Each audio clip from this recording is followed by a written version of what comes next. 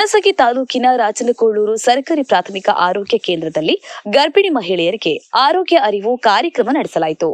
ಆಯುಷ್ಯ ವೈದ್ಯಾಧಿಕಾರಿಗಳಾದ ಡಾಕ್ಟರ್ ಮೋಹನ್ ಕೋರಿ ಅವರು ಸಂಪನ್ಮೂಲ ವ್ಯಕ್ತಿಯಾಗಿ ಮಾತನಾಡಿ, ಗರ್ಭಿಣಿ ಮಹಿಳೆಯರು ಒಳ್ಳೆಯ ಆಹಾರ, ಹಸಿರು ತರಕಾರಿ, ಸೊಪ್ಪು, ಕಾಯಿ ಪಲ್ಲೆ, ಹಣ್ಣು ಹಂಪಲುಗಳನ್ನು ಹೆಚ್ಚು ಉಪಯೋಗಿಸಿ ಎಂದರು. ಇದರ ಜೊತೆಗೆ ಗರ್ಭಿಣಿಯರಿಗೆ ಸರ್ಕಾರದಿಂದ ಸಿಗುವ ಸೌಲಭ್ಯಗಳ ಬಗ್ಗೆ ಮಾಹಿತಿ ನೀಡಿದರು.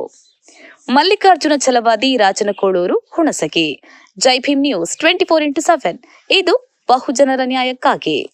ನಾವೇನು ಹೇಳ್ತೀವಿ, ಪೌಷ್ಟಿಕ ಆದಂಥ ಆಹಾರ ತಿನ್ನಬೇಕು. ಆಹಾರ ಹೆಂಗಿರಬೇಕು, ನಮ್ಮ ಆಹಾರ ಹೆಂಗಿರಬೇಕು ಅಂತಂದು ನಮ್ಮ ಪ್ರಾಚೀನ ಪದ್ಧತಿ, ನಮ್ಮ ಭಾರತ ಸಂಸ್ಕೃತಿ ಏನು ಹೇಳ್ತಂದ್ರೆ ಊಟಕ್ಕೆ ಭಾಳ ಮಹತ್ವ ಕೊಡ್ತಿದ್ರು.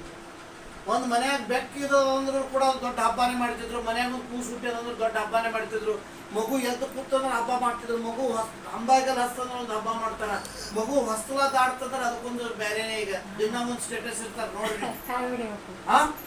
ಯಾಕಂತಂದ್ರ ಅವುಗಳನ್ನ ಯಾಕೆ ಮಾಡಿದ ಸಂಸ್ಕೃತಿ ಅಂತಂದ್ರೆ, ನಾವು ಏನೇ ಇದ್ರು ಕೂಡ ಯಾವುದೇ ಹಬ್ಬ ಹರಿದಿನಗಳು ಮಾಡಿದ್ರೆ ಅಲ್ಲಿ ಏನ್ ಮಾಡ್ತೀವಿ, ಹಬ್ಬ ಬತ್ತಂದ್ರೆ ಒಳ್ಳೆ ಆಹಾರಗಳನ್ನ ಊಟ ಮಾಡಿ ದೇಹಕ್ಕೆ ಒಂದು ಸ್ವಲ್ಪ ಏನಾದ್ರು ಪೌಷ್ಟಿಕ ಆಹಾರ ಕೊಡ್ಲಿ ಅನ್ನೋ ಉದ್ದೇಶ ಈ ಸಂಪ್ರದಾಯ ಮಾಡಿದ.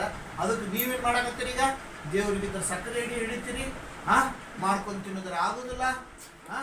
ಏನಿದ್ರು ಬರೀ ಮುಂಜಾನೆ ಹೇಳಿದ್ರೆ